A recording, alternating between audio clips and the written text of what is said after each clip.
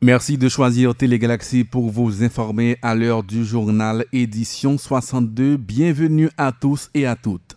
À l'initiative des organisations et des personnalités de la société civile organisée, plusieurs centaines de citoyens d'horizons divers ont participé ce mercredi 6 mai 2015 à une marche pacifique dans les rues de la capitale dans l'objectif de dénoncer l'impunité et la corruption qui rongent le système judiciaire haïtien. Les contestataires très critiques à l'encontre du juge Lamar Bélizaire qui a contribué à la libération de Woodley Etear dit Sonson La Familia et de Ronel Nelfort. Dans la déclaration finale devant les locaux du parquet de Port-au-Prince, Marie-Hélène Gilles, responsable des droits humains au réseau national de défense des droits humains, réclame l'ouverture d'une enquête administrative et judiciaire pour faire la lumière sur les circonstances ayant conduit à l'élargissement de ces deux individus et demande à la Cour de cassation et à la Cour d'appel de se prononcer sur la demande de révision de ce dossier. Suivons Marie-Hélène Gilles au micro de Jean-Guy Sadrak Mémé et de Moralus Fablemont. Société civile pays d'Haïti qui signe une déclaration ça, condamné et scandale libération Woodley Etear alias Sonson La Familia à Renel Le Récif alias Renel Le Récif qui accusé comme gros criminel dans gang Galil là. Juge Lamar Bélizaire est ordonné mettre au dehors de la loi avec complicité maître Gerson Dari Charles qui était commissaire gouvernement ensemble avec maître Raymond Jean-Michel qui est doyen tribunal civil Port-au-Prince. Tout le monde connaît. Non, moun sa yo qui est dans le dossier ça, qui a une grosse relation spéciale avec l'autorité dans le plus haut niveau dans l'État. Les relations ça permettent de sous tête la justice. Libération Woodley Etear alias Sonson La Familia à Renel Le Récif. Des gros criminels, gangalis, dangereux, ça au la loi. Ça t'est planifié d'avance. Ça dépasse les limites, ça moun capable d'accepter. C'est une menace pour la stabilité pays qui est déjà fragile, ni pour la tranquillité nationale dans la période élection. Ça révolte nous, limite nous tous citoyens, femmes ou garçons, dans une grosse insécurité. La société haïtienne n'est pas capable d'accepter soufflette Marassassa dans mes dirigeants. Ça qui pas quoi que pays ont décidé pour écraser toute institution en dans pays. Ils ont décidé de prendre la justice là pour passer en bas pied. Gang ça, est sous responsabilité, plus que 17 cas kidnapping qui permettent de récolter presque 1 489 500 $ américains. Pour Pipiti, ils fait assassinat sous deux petits pays. Ils disparaissent de l'autre. Ça, c'est ça seulement nous connaissons, l'autre toujours. Devant un scandale, décision, ça, nous quoi? Faut tout le monde prend responsabilité. Organisation à personnalité qui signe des déclarations, ça. Nous exiger pour prendre toute une série de dispositions sévères et puis pour capable comment ils sont capables de sauver l'honneur pays. Peut-être ça, nous demander pour faire une enquête administrative et judiciaire pour connaître dans quelles circonstances ils prennent décision ça et puis pour fixer responsabilité de tout le monde qui a participé dans la décision la haute ça. L'ancien commissaire du gouvernement de Port-au-Prince, maître Jean-Renel Senatus, qualifie de grave la décision des autorités de libérer les deux présumés chefs du gang Galil, poursuivis notamment pour enlèvement suivi de séquestration contre rançon. Cette décision a été prise en dehors de la loi par le juge Lamar Bélizaire, de concert avec le doyen du tribunal civil de Port-au-Prince, maître Raymond Jean-Michel, et du pouvoir exécutif. Il invite la population à se révolter contre le projet dictatorial du président Michel Martelly. Suivons Jean-Renel Senatus.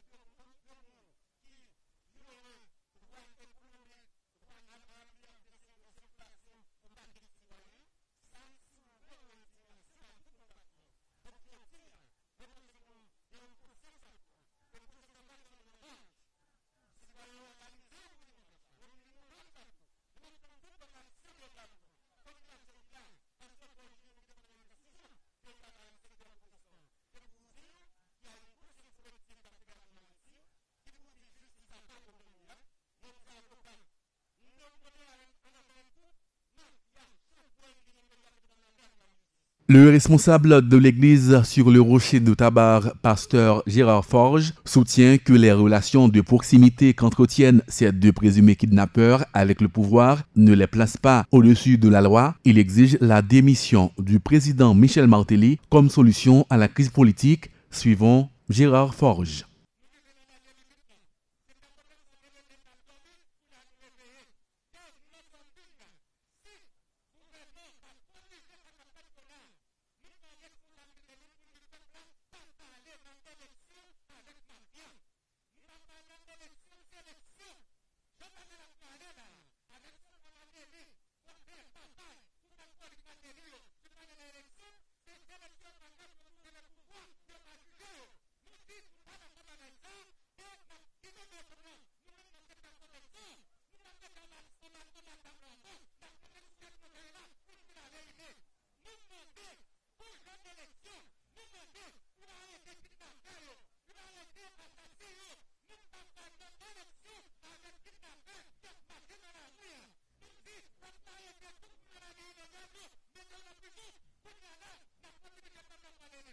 Plusieurs responsables politiques proches de l'opposition qui ont participé à la marche réclament des sanctions contre le juge Lamar Bélizaire et de tous ceux qui sont impliqués dans la libération de Roudli Etéard et de Ronel Nelfort, suivant tour à tour Ronnie Timothée, Charles-Henri Becker et Serge Jean-Louis.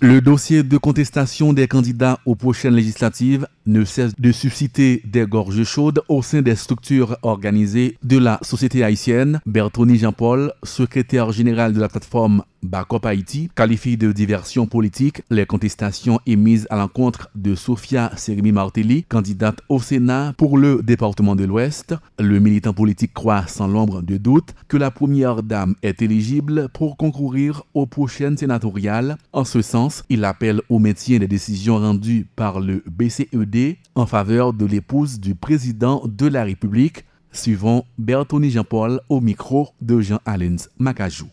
Nous-mêmes au niveau Backup Haïti, et nous estimons depuis après inscription candidature, et il y a des candidats, il y a des dirigeants partis politiques mal intentionnés qui ont fait des diversions politiques, qui ont fait des distractions politiques qui mettent en jeu crédibilité CEP parce que ils ont accepté, parce qu'ils n'ont pas fait rejet de certains candidats, de certains gens que la Constitution bat au droit pour servir le pays. Nous-mêmes, Backup Haïti, nous basons sur trois wajifs qui se garder, comprendre, agir. Nous-mêmes, nous connaissons que dans le pays, la Constitution reconnaît. Les bails on doit pour monter CEP. Depuis CEP, ça reconnaît que nous avons rempli toutes conditions pour les conditions éligibles pour participer dans l'élection, ils doivent participer dans l'élection. Mais il y a un ensemble de gens qui viennent avec des fausses contestations qui ne sont pas approuvées. Par exemple, qui disent qu'ils ont double nationalité, qui disent qu'ils sont apatrides. Ils disent nous-mêmes, à partir que BCED qui là, qui pour dire que nous sommes éligibles pour aller dans l'élection, nous-mêmes, Backup Haïti, nous commençons à sous-estimer. Et nous avons dit la population pas prendre une tractation, pas prendre une diversion politique. Parce qu'à la minute BCED a dit que nous sommes éligibles pour servir le pays, c'est la population chance pour le garder, pour le juger, pour le comprendre, les gens qui ont servi le pays d'Haïti, qui ont venu avec des bons projets de loi pour servir le pays d'Haïti. Et nous lançons un mot d'ordre à tout le monde qui est dans le pays, à toute organisation femmes, organisation paysanne, pour prendre la presse, pour dénoncer ça, pour demander ça, venir faire un projet de loi dans la section communale, pour ne pas chita seulement, souvenir avec des fausses contestations, parce qu'il y a un BCED qui là, qui pour bailler toute contestation. Et puis nous avons dit tout le monde, avant de voter personne, n'importe qui dans le pays, garder, comprendre, agir. Des organisations de la commune de Fonverette regroupées au sein de l'association des paysans Siméon de Cheval élèvent leur voix pour dénoncer les mauvaises conditions d'infrastructure dans lesquelles vit la population. La population de Fonverette fait face à de nombreux problèmes, notamment en eau potable et en électricité, une situation qui dure depuis plus de 3 ans selon les responsables. Le porte-parole de l'association Epson Sylvestre demande au ministère de la Santé publique d'envoyer une équipe de médecins en toute urgence en vue de freiner une montée vertigineuse de l'épidémie du choléra dans cette commune. Epson Sylvestre au micro de Nancy Lenné. Fonverette commune depuis 1982. Ça fait 33 ans depuis Fonverette commune. Nous sommes à 70 km de capitale là et puis nous sommes en ville frontalière. Pourtant, Fonverette a vécu dans une situation grave, tant que sous plan santé, pas de l'eau pour mon boire, éducation, affaires route, électricité, l'hôpital, pas de loisirs, pas même une place publique. Nous-mêmes, MOFAV, à Passig, au PJF, pour ne citer ça simplement, nous avons une conférence de presse pour mettre l'opinion nationale là, et internationale là, au courant des situations tristes. Côté tout le monde fait mes yeux sous dossier Fonverette là. Comme si moun Fonverette pas moun. Premièrement, depuis 3 ans dans la commune, Fonds-Vert a confronté un problème de l'eau. Mais année ça a pire parce que la pluie pas tombé. Jardin péri à cause de stress. Côté besoin 35 gouttes pour un bouquet de l'eau. Donc un camion de l'eau arrivé à vendre 2000 à 3000 dollars dans Fonds-Vert. Donc ça fait de l'eau ça vient pire dans la zone ça toujours. Zone Gaucheval, Forêt des Pins, Oriani, Boucanchat et la Trier. Situation ça vient causer, vient permettre que on pile si moun pas à l'école. Et situation ça vient développer ka choléra dans la commune.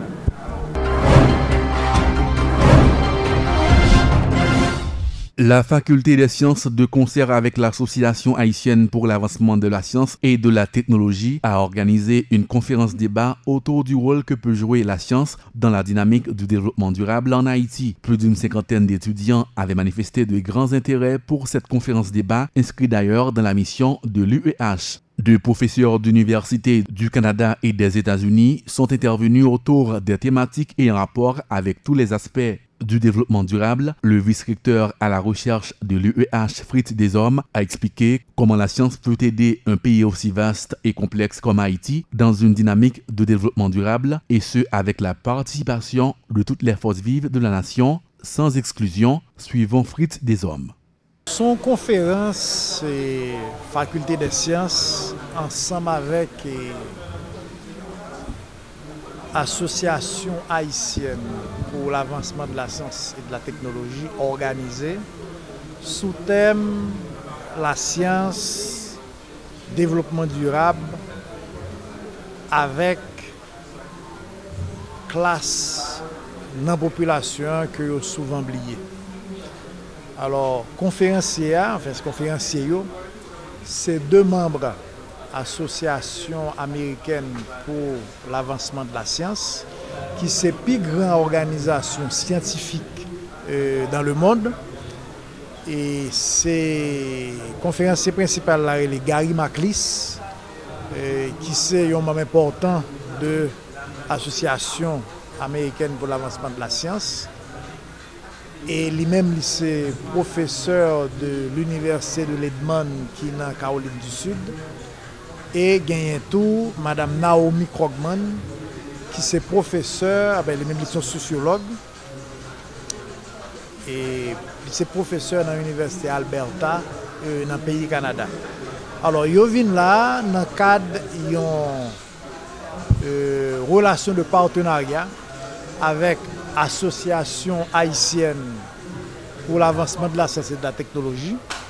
Et c'est dans le cadre de ça, nous avons dit, bon, pendant qu'on a préparé le lancement de l'association haïtienne, pendant qu'on a préparé une conférence que nous avons fait en septembre, on a tout profité, partager, faire des échanges avec étudiants et professeurs de la faculté des sciences. Mais objectif conférence débat, c'est qui ça?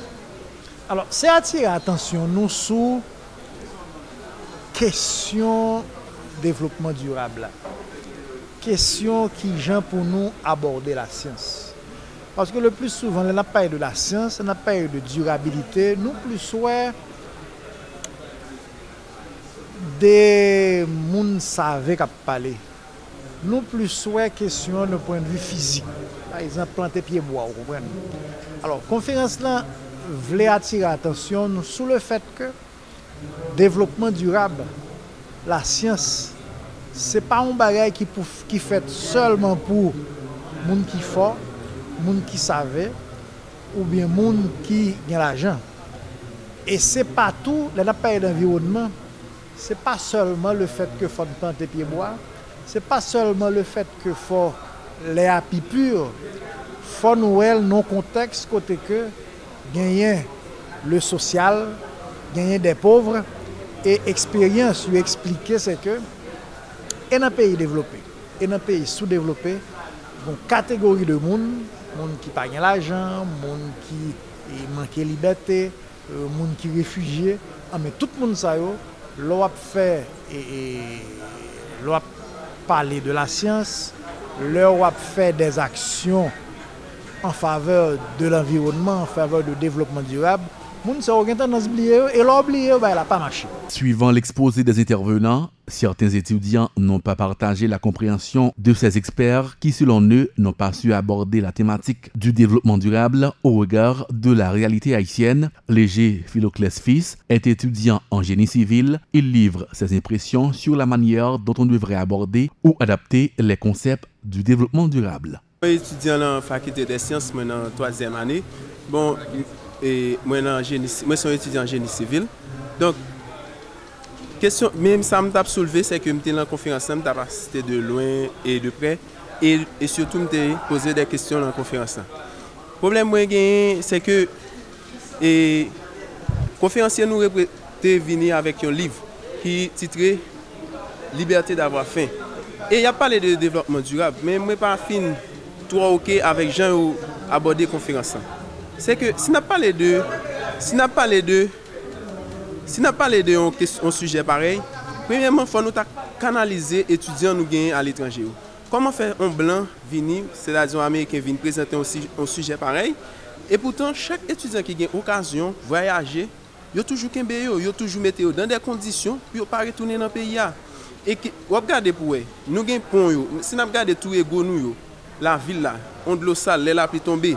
Nous avons des étudiants qui étaient capables d'intervenir sur la question sale, des étudiants en génie civil qui étaient capables de porter des solutions, mais qui ça fait? Là, ils arrivent là-bas, ils ont capté, ils offrent des avantages pour ne pas retourner dans le pays. Si nous parlons de développement durable, il faut nous prononcer sur ce sujet. Et nous, monsieur le professeur qui saute parler là, qui font un très bon discours, mais je ne suis pas tout à fait d'accord parce que lui-même, ils sont responsables. Donc, c'est pour eux mettre une politique d'abord, pour canaliser les étudiants qui voyagent, qui ont fait une étude dans quel que soit le domaine, surtout en génie civil, parce que nous avons des problèmes. Si nous regardons la ville, là, dans Kouaboussal, Cité Soleil, dans Belay, nous avons qui ont la pluie tombée, qui ont de l'eau sale en l'air. Qui ça cause ça? C'est tout ego bouché. C'est sachet de l'eau. Et fomio, c'est yo bouché tout ego. Donc, c'est canaliser les étudiants qui ont une chance de voyager et faire venir offrir travail au service avec pays. À présent, un coup d'œil dans l'actualité internationale. Rarement les élections législatives ont été aussi imprévisibles au Royaume-Uni. Je vous le disais en titre, 45 millions d'électeurs sont appelés aux urnes demain pour renouveler la Chambre des communes. Les candidats ont jusqu'à ce soir minuit pour faire campagne et pour convaincre les derniers indécis. Mais quel que soit le gagnant, le Premier ministre conservateur sortant, David Cameron, ou son principal adversaire travailliste, Ed Miliband, il aura sûrement à négocier des alliances politiques pour former son gouvernement. Axel May. La longue campagne électorale n'y change pour l'instant rien. Depuis des mois, les sondages donnent les conservateurs et les travaillistes au coude à coude, quand ce n'est pas à égalité. Les deux partis historiques sont crédités chacun de 33 ou 34% des intentions de vote. Cela signifie deux choses. Non seulement les travaillistes et les conservateurs, les vieux partis britanniques, meurent petit à petit, c'est quelque chose qui dure depuis 50 ans, mais en plus de cela, les électeurs ne les croient plus. Certains électeurs disent ne plus voir la différence entre Tories et Labour, deux partis qui ont pourtant des visions radicalement différentes sur l'Europe, par exemple. David Cameron a promis un référendum sur une éventuelle sortie de l'Union européenne, ce que rejettent les travaillistes. Le parti d'Ed Miliband est quant à lui accusé par les conservateurs de vouloir brader les intérêts du pays en négociant discrètement un accord avec les indépendantistes écossais du SNP. Dans ce contexte, le poids des électeurs indécis est estimé à près d'1 sur 5. Eh bien, j'ai trouvé cette campagne très ennuyeuse et ça m'a semblé vraiment très long. Je ne vois pas de grande différence entre les conservateurs et les travaillistes. L'élection est complètement ouverte cette fois-ci. Ce n'est pas comme avant où on savait plus ou moins qui allait l'emporter. Sans majorité absolue au Parlement, les deux principaux partis britanniques seraient contraints de nouer des alliances avec les autres formations politiques pour constituer un gouvernement. La dernière fois que le Royaume-Uni avait connu un scrutin si serré, c'était en février 1974. Tellement serré d'ailleurs qu'un second scrutin avait dû être organisé en octobre de la même année. Le Labour l'avait finalement emporté avec une courte majorité. C'est la fin de ce journal. Merci à vous tous qui l'avez suivi. Bonne suite de programmes sur Télé Galaxy.